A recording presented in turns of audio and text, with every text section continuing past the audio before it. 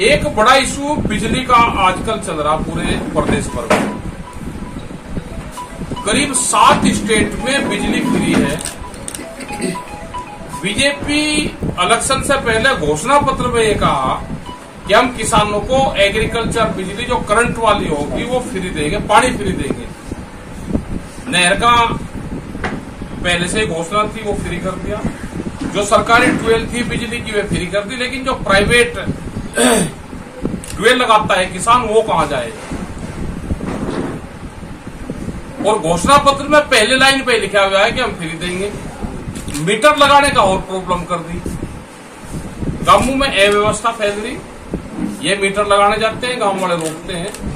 पहले ये है कि घोषणा पत्र को या तो कटिंग हुआ उसका भाई ठीक कर लो कि भाई हमने गलती करी, या ये 2024 से पहले देना चाहते हैं, वो स्पष्ट बता दें। बिजली का एक बड़ा इशू है, इस पे भी वहां पे निर्णय लेंगे। और 27 तारीख की प्रोग्राम जो हमारा है वो मेरठ में है, बिजली के एमडी के, वहां पे बिजली के खिलाफ में रहेगा। गन्ने के भुगतान का भी यही हाल है। मुख्यमंत्री जी ने कहा कि गन्ने का भुगतान हम 14 दिन में करवा देंगे, लेकिन गन्ने का भुगतान 5-6 महीने भी नहीं हो रहा। मुजफ्फरनगर, मेरठ, शामली, मेरठ बहुत शुगर फैक्ट्री हैं, गवर्नमेंट की फैक्ट्री है, अपने यहाँ मुजफ्फरनगर में ही है, उनके भुगतान नहीं हुए। किसान कहां से खर्चा करे? गन्ने में बीमारियां लग रही, दवाइयां कैश में खरीदना पड़े और गन्ना उधार में देना पड़ रहा। अभी एमएसपी का एक बड़ा सवाल है। भारत सरकार ने फसलों के रेट बढ़ाए एमएसपी। एक तो मैकेनिज्म ठीक नहीं है एमएसपी बढ़ाने का। C2+50 वाला फार्मूला देश में लागू हुआ, अब जरूरत उसकी आ गई है। स्वामीनाथन कमेटी की रिपोर्ट, वो लागू नहीं हुआ। एमएसपी के रेट बढ़ा दिए, कम बढ़ाए, और वो उस पर भी फिर खरीद नहीं होती। उसमें एक लाइन लिख देते कि भाई एमएसपी से नीचे पे खरीद नहीं होगी। सस्ते में किसान की फसलों का लूटा जाता है। अभी कुछ क्षेत्रों में मक्का आ रही, सस्ते में बिक रही। धान आ जाएगा, सस्ते में बिकेगा। गेहूं भी इतना बबंडर बिचने के बाद में भी गेहूं 1700 और 1800 रुपए तक बहुत जगह बिका है अब की बार भी। ये हमारे बड़े सवाल है। सरकार से बातचीत करना चाहते हैं, सरकार बातचीत नहीं करना चाहती। ये किस तरह के मामले चल रहे? भाई इन मुद्दों पे सरकार बैठ के बातचीत करे। दूसरा, मुकदमे, फर्जी मुकदमे लिखे जाते हैं। कोई आंदोलन कर रहा है या कोई बात उठा रहा हो, कोई भी आदमी है बात उठा रहा के मुकदमे लिखे, भाई इनको ये करो। देश में सरकारें तो पहले भी रही, कोई यही अलग सरकार नहीं आई, सरकारें पहले भी रही।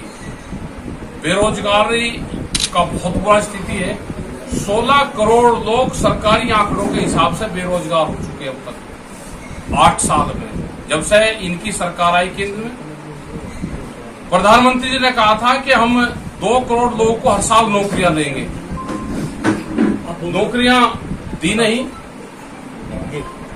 तो इतने लोग बेरोजगार हो चुके हैं। ये सारे हमारे सवाल हैं। इन सवालों के जवाब वहां पे जनता आएगी, बातचीत करेंगे और एक बड़ा प्लान हमारा बनेगा।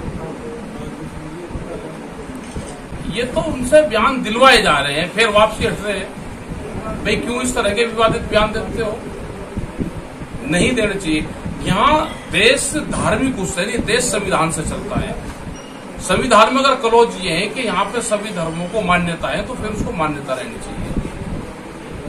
यहाँ पे हिंदू, मुस्लिम, सिख, ईसाई, ये तो एक गठजोड़ है सबका। सब लोग देश में रहते हैं, संविधान है, संविधान में हमको सबको राइट दे रखे हैं और सबको पूजा पाठ करने की अपनी अपनी पद्धति है। कोई पूजा पाठ कैसे करे उस पर भी कोई रोक यहाँ पर नहीं है। ये बुलडोजर चलाया जा रहा है, उसके विरुद्ध कार्रवाई होनी चाहिए।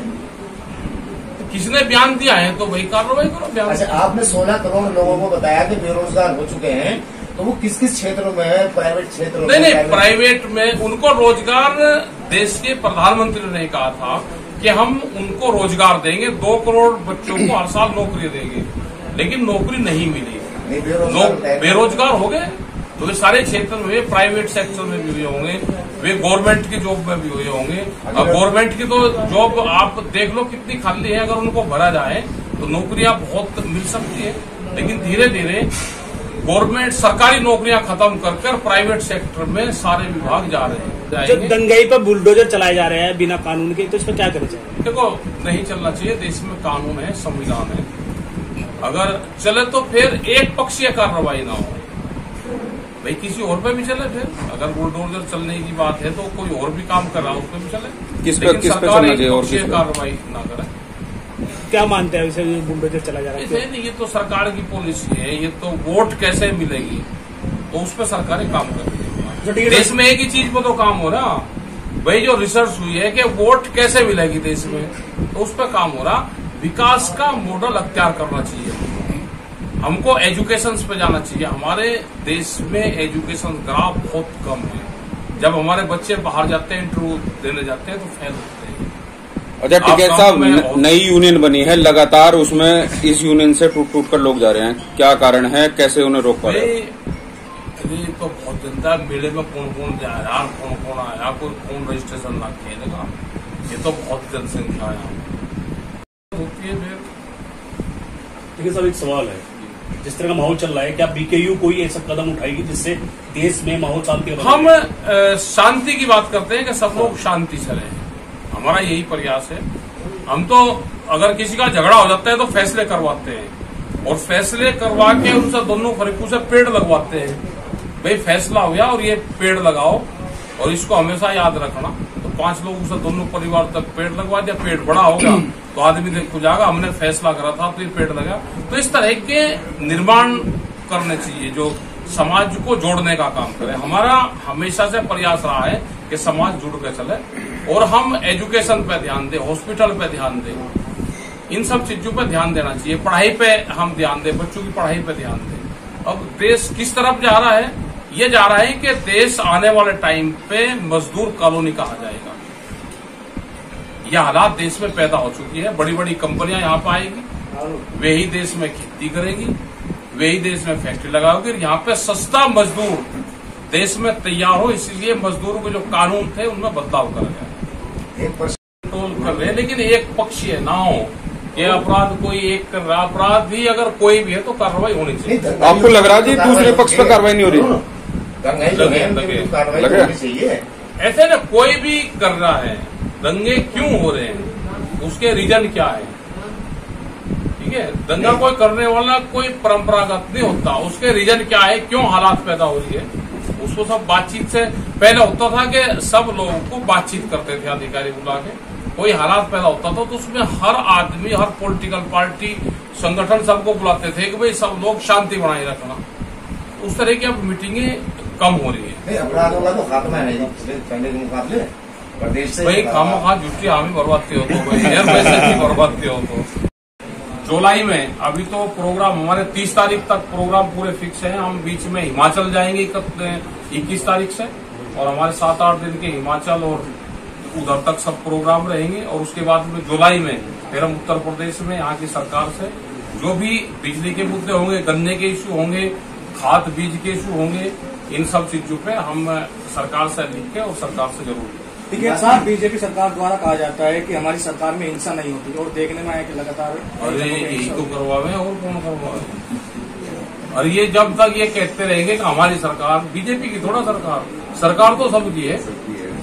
बीजेपी एक पार्टी है, जब सरकार बन जाती है तो वह सबकी होती है, उसको अपनी कहना ये नाइंसाफी है। आरएसएस प्रमुख मुजफ्फरनगर जनपद में उनका भ्रमण है, इस संबंध में क्या करें? बहुत सारे किसान लोग भी मिलेंगे। ऐसे आना चाहिए। अपना लड़की सरकार बनाएगी थी, वो दर्शन करने चाहिए मोहन भागवत को। नहर में जो है ना नंगड़ा मैदान, हाँ उसको तो राष्ट्रीय धरोहर घोषित कर देनी चाहिए।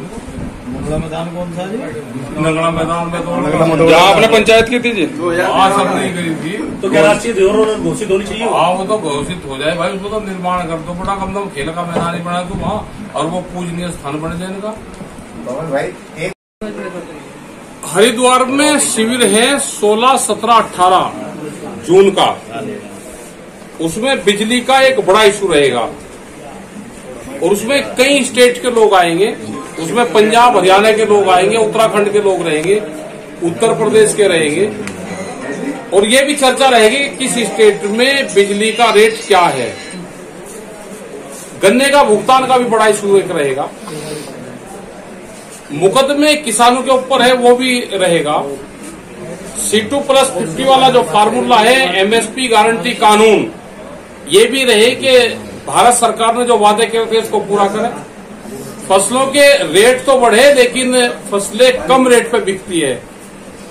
ये सारे सवाल रहेंगे। 3 दिन वहां पे लोग रहेंगे, अलग अलग स्टेट से लोग रहेंगे। बिहार तक के लोग आ रहे हैं। बिहार में धान 800 से 1000 रुपए बिकता है, तो उनका भी बिकना चाहिए। मंडियां बेची जा रही है, कुछ मंडियों की खाली जगह को कंपनियों को और कुछ लोगों को अलॉट करा जा रहा है। वो भी पूरी लिस्ट हम देंगे, कौन कौन मंडियां बेचने का प्रोग्राम करा जा रहा है। कोई भी इंडस्ट्रीज लगे वो मंडी के बाहर लगे, मंडी के अंदर कोई इंडस्ट्रीज नहीं लगेगी। ये जमीनें किसानों ने दी है मंडियों के लिए। तो ये बहुत सी पॉलिसी है जिसपे चर्चा होगी। बीमारियां खेतों में लग रही हैं, दवाइयां नकली आ रही है, जो योजनाएं सरकारों की है वो भी गांव तक नहीं पहुंच रही। तो कहाँ से लोग पहुंचेंगे वहाँ पे? लोग तो कई स्टेट से लोग आएंगे, मध्य प्रदेश है, छत्तीसगढ़ है। कितने किसान संगठन मौजूद रहेंगे? तो किसान संगठन तो ज्यादातर तो ये अपने वाला एक किसान संगठन रहेगा, और भी जो भी आना चाहता है वो आ जाएंगे। संयुक्त मोर्चे के लोग भी उसमें आएंगे। ठीक है साहब, एक बीजेपी की नेता जो प्रवक्ता है नुपुर शर्मा, उसके द्वारा एक विवादित बयान दिया गया पैगम्बर को, जिसके बाद पूरे देश में हिंसा हुई है, क्या कहेंगे आप? अरे क्या कहते, जब उसका आप प्रेस पढ़ना छोड़ देगी तो लोग शांति हो जाएगा। और भाई जब तक उछाड़ते रहोगे ये दिक्कत रहेगी। किसी ने कोई दे दिया बयान, उसने अपना वापसी ले लिया, अपना ज्यादा छेड़खानी नहीं करनी चाहिए। एक बुलडोजर चलाया जा रहा है बिना कानून बुलडोजर ही, तो क्या करें? वो तो कोर्ट ने कहा भी है कि भाई कानून की साथ जरूरत देश में नहीं रही, और सरकार कानून का काम भी सरकार साथ ही करेगी। ठीक है साहब, अब जैसे देश का माहौल बिगड़ रहा है, जैसे अब हर जुमे को लेकर कहीं पत्थरबाजी होती है तो कहीं कुछ होता है, लेकिन एक कोई टारगेट किया जाता है, आपके द्वारा क्या है, एक ही समुदाय को टारगेट किया जा रहा है। हाँ, ये कुछ कर रहा होगा भाई, उसको कर रहे होंगे। देखिए हम तो भाई इन मामलों से हम तो है दूर भाई, किसानों के बारे में पूछो नहीं तो ये हमें खाम का उलझा लो। हमारा कोई मामला कुछ नहीं। पूजा करने का सबका अधिकार है, पूजा करने की सबकी अपनी पद्धति है, कानून है, संविधान है, संविधान के हिसाब से पूजा और पूजा स्थल सबके हैं, तो सबके उसको मान्यता देनी चाहिए।